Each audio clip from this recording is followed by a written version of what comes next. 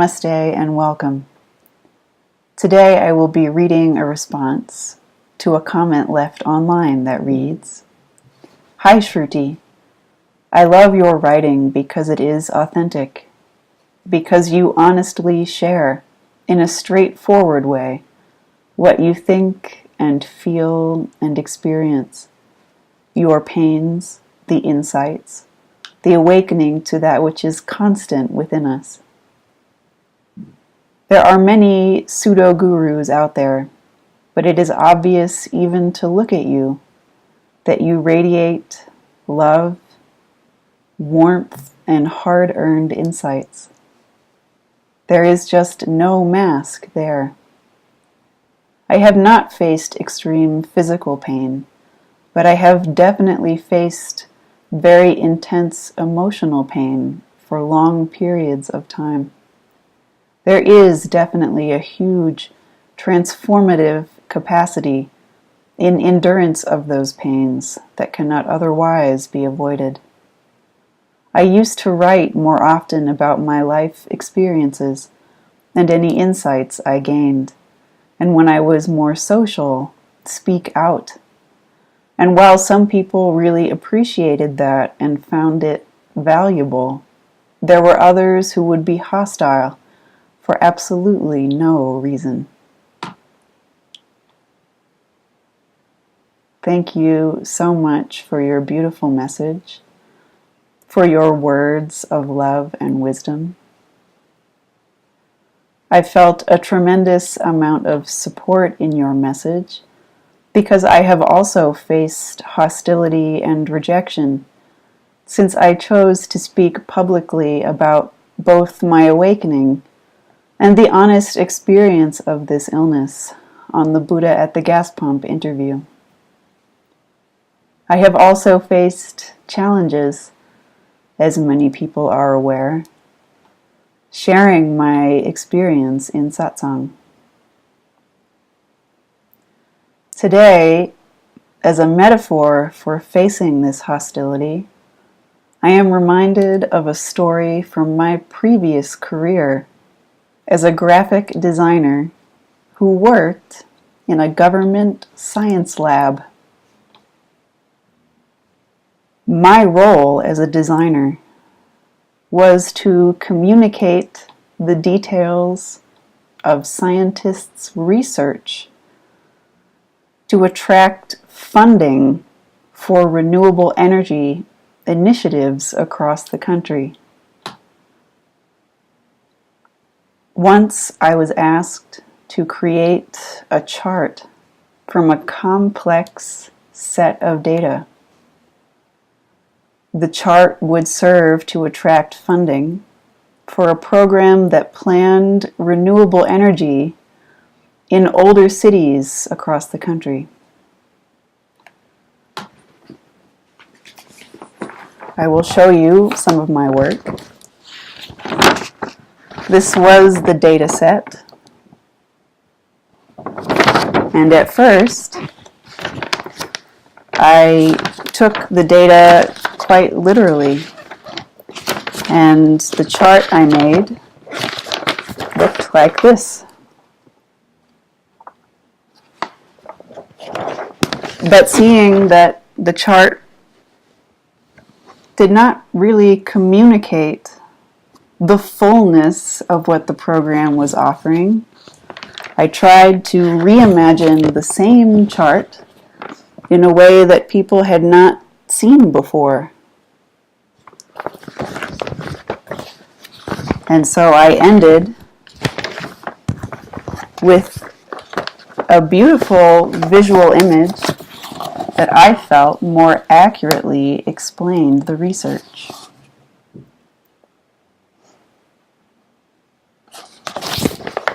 At first, people who saw the chart said, "Wow, this is stunning and innovative." Not many people had seen a chart like that. And I took this chart to a very important public meeting. I am not a talented public speaker, but my work felt inspired. and I began to explain my process. Barely had I spoken 3 sentences when I was interrupted by an older woman in a position of authority. She said in front of this big room full of people, "Sweetheart, I know you think you made a pretty picture, but no one understands what you are talking about, and you are wasting everyone's time. Why don't you sit down?" I was genuinely shocked and a little bit sickened because, my gosh, my first instinct was to double check my work. Is the chart accurate? Maybe I had done something wrong. But I felt my chart had simplified the research, made it easier to see, and my intention was to use this chart to support her cause, to help her fund a program for the good cause of renewable energy. My second reaction was, my goodness, I certainly did not come here to waste anyone's time.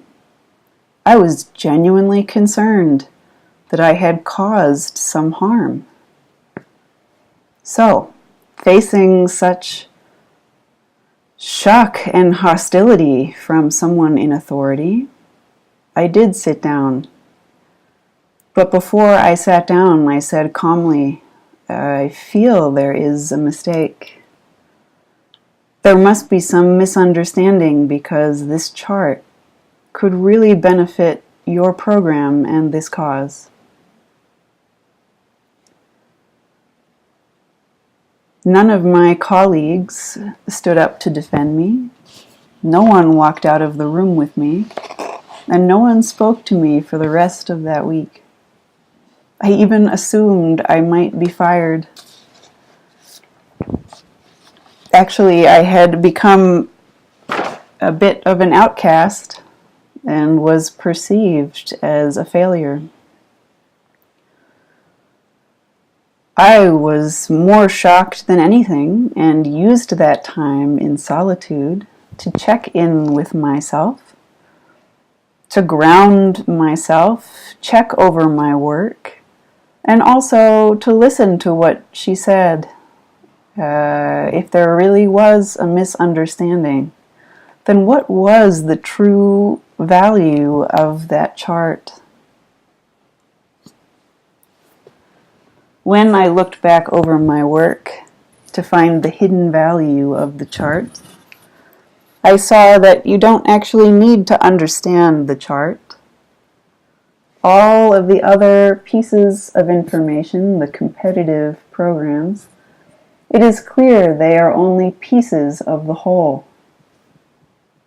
The value of showing the information this way is that only one program goes full circle, and that is this program. This chart shows you in an instant that only one program goes full circle.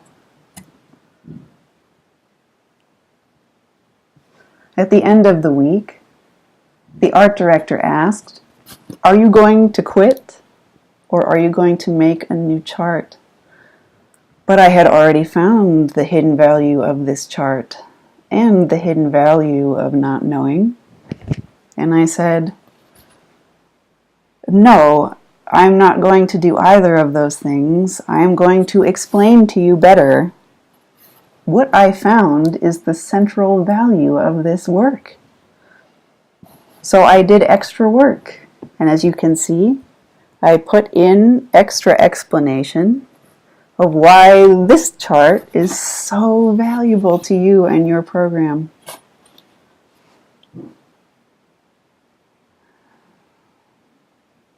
This chart went out with the explanation to a senior official in Washington, D.C.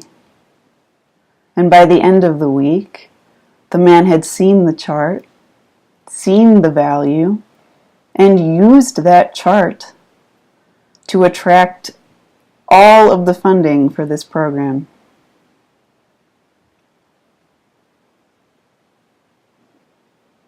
Almost overnight, I was no longer an outcast, and I could see I had not wasted anyone's time.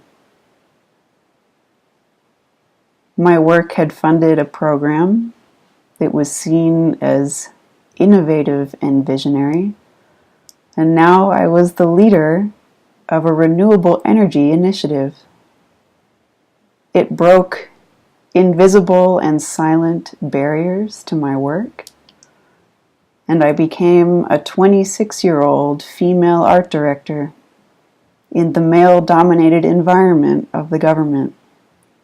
It took my own personal work and reputation to the next level, and was for a good cause. By the time my designs went up on the White House social media, I was no longer a waste of time. I was told I was a gift and a blessing to the laboratory.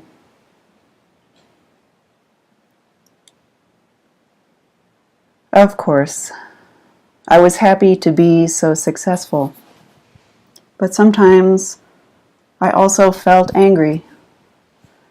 I could not help but see that the chart itself, my work, had not changed since the time it was rejected to the time it was very successful. So if the chart was the same, then why was I told to sit down and shut up? Perhaps it was true that many people did not understand what I was saying the first time. Perhaps it was true that I am not a talented public speaker. Perhaps it was valuable to hear the criticism that helped me explain my work further. But why was I told to sit down with such spite? Why was I told it was a waste of time? Why was I called sweetheart? What else had I been dismissed for without my knowing? These questions did not bring me answers or provide me peace. I found they could only be met from a place of not knowing. From this place, I could see that actually I had all of the tools already to face such hostility. And those tools, the real hidden value of not knowing, I have given to you in this book. This book, to me, is one with the experience of this chart. This chart came out of the tools I offer in this book, the insights to stand in the face of hostility, to embrace painful circumstances to create social change, and to be free in the midst of such rejection and the feelings of anger. It can even lead to great personal success. I found that if I was already facing such hostility for presenting a chart, why not risk speaking out for something that truly matters to me? Why remain silent any longer about this physical pain that I had chosen not to tell anyone about? No one knew that I did this great work every day in great pain. If I can risk waking up each day in pain, facing challenges for presenting a chart, certainly I can risk saying something from my heart.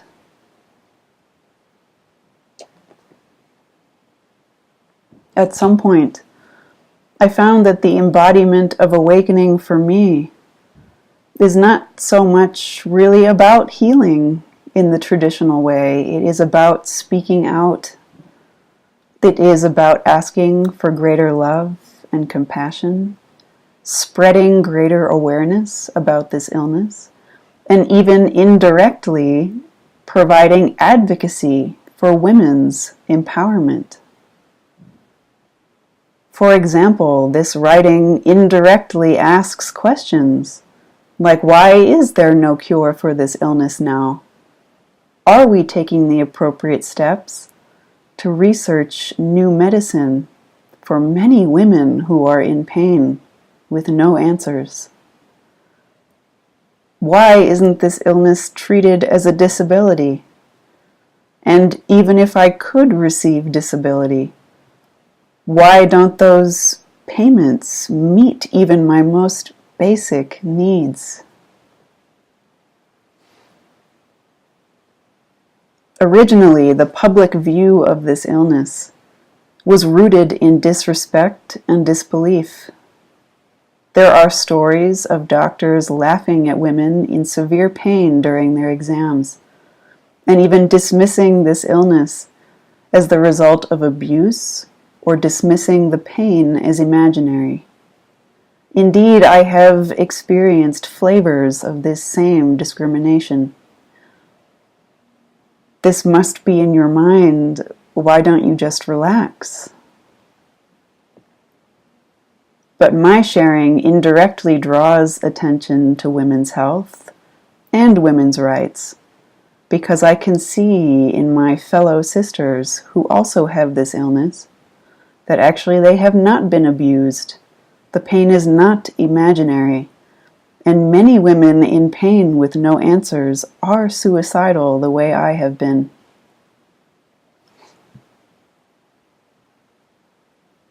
My sharing indirectly draws attention to challenging circumstances where we might feel victimized and even accidentally blamed as the victim. This pain started the night after taking a drug I should not have been prescribed.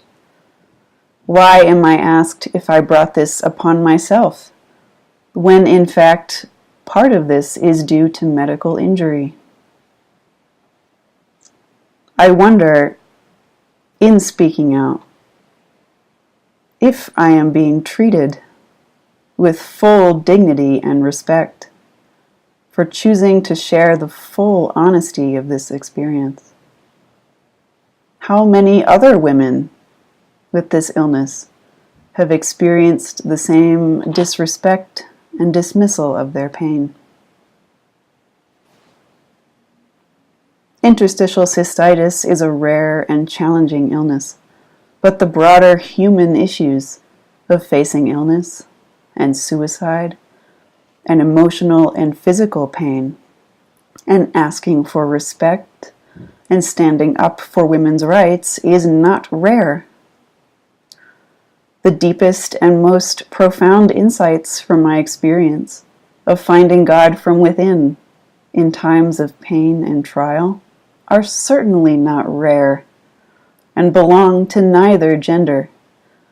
But when my own awakening as a young woman is dismissed, then I find also that the profound wisdom of my Sangha sisters and the awakening of many other women, young and old, is also silenced. The hidden value of not knowing is not denial or ignorance, and it is not passive silence. It means finding the stillness and strength of God and feeling beyond doubt that God Himself, herself, has not dismissed you. You hold the tools for self-empowerment. You begin to see the evidence of true empowerment in your life when you stop denying yourself and your experience and excusing your pain. Dissolving into the ocean of stillness and allowing formless love to move you is not an acceptance of disrespect. We can face our challenges head on, but first by finding they do not belong to us. They belong to God, and by staying first with God within, I always find that challenges in our lives serve to point us to greater solutions of love. This first year of sharing my experience so publicly has been beautiful and gratifying, but also very challenging. You wrote that sometimes in your own experience of sharing, that the hostility is so intense that you choose not to respond. And I respect this choice because for the past year I have also been making this choice. The same way I felt my appearance as a young woman was prioritized over the integrity of my design work, I have seen comments online since this interview that prioritize my appearance as a young woman over the profound wisdom of my soul and hard-earned direct insights from great pain and the edges of consciousness. I have often chosen not to highlight this issue, and I have often not posted or responded to such comments, such as, "I see what she is saying, but she's not very pretty. I see what you are saying about the profound experience of watching each layer of experience vanish before you. But I must say, as a young woman, you have some very nice layers." Or, "What a silly woman she is. You can see from her posture and her energy that she is stuck. Do you want to heal? You must have brought this upon yourself. The love you are offering clearly comes from ego and arrogance. Why don't you just stay silent?"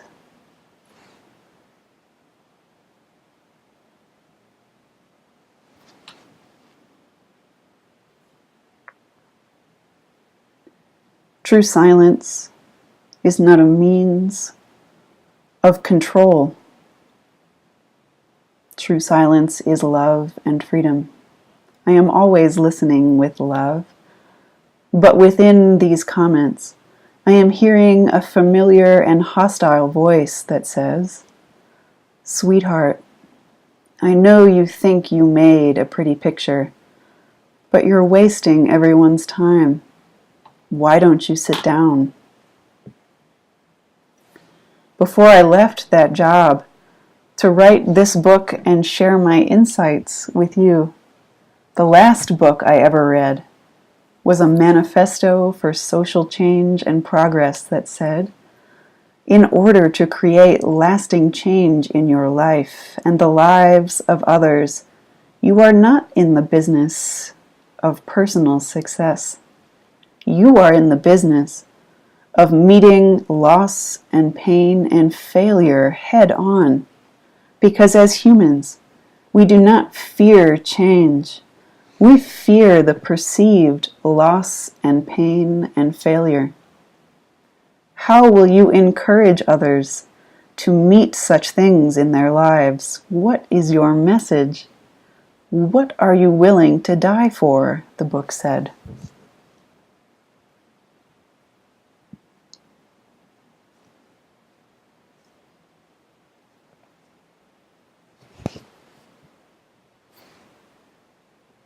I often say, stay is what cannot leave you. And one night, I had a dream that helped me further explain what I mean. I dreamed that I was speaking to a room full of people, but I could not see who they were. I was speaking out about the truth of my experience. As I spoke, I saw a bumblebee come flying in out of the air, and it landed right at the center of my heart.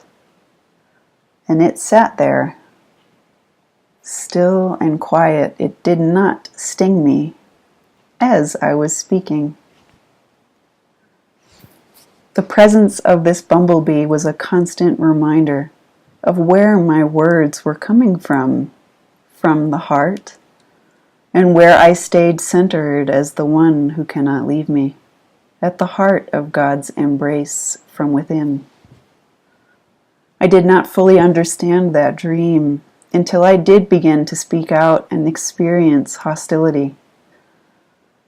In the face of anger and fear and rejection, we may feel the projection of other people's pain and fear.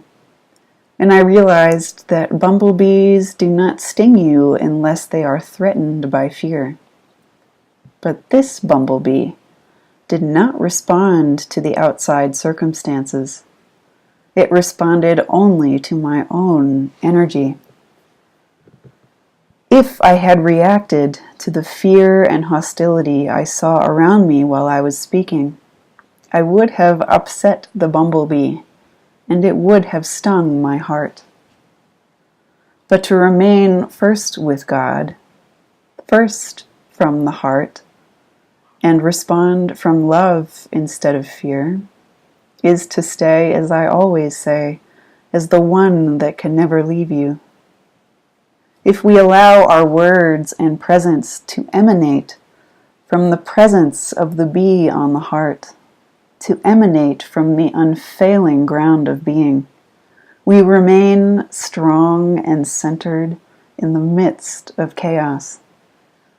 With such love, no matter how intense the outside circumstances become, you will not upset the bumblebee and you will not be stung.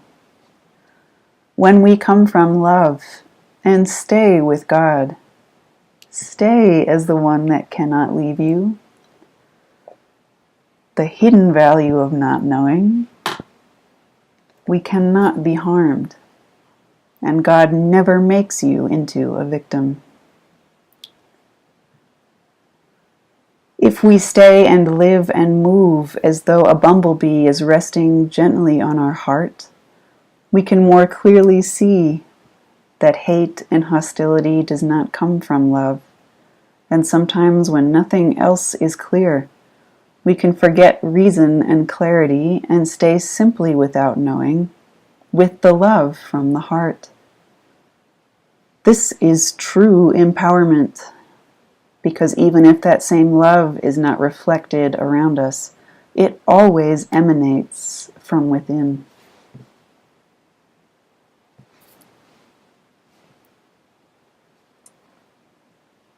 This story of the bumblebee can have immediate results in your own life. I told this story to my own mother, and she used it to stand up to unfair treatment in the work environment. By accident, she staged what might be seen as a non-violent protest, and her colleagues treated her with increased love and respect.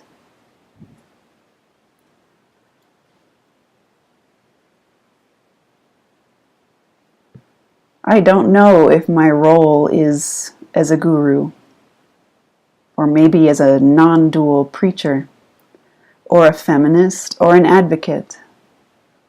I know I love to tell you that God loves you, and point to how that is. The true hidden value of not knowing is that finding God within can radically alter every aspect of your being and your life. It can give you the courage to speak out about the taboo topics of women's health and stand in defense of your own divinity and awakening.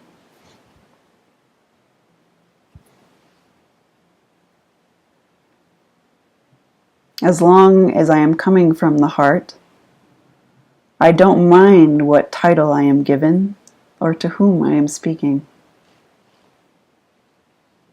True words from the heart need no labels.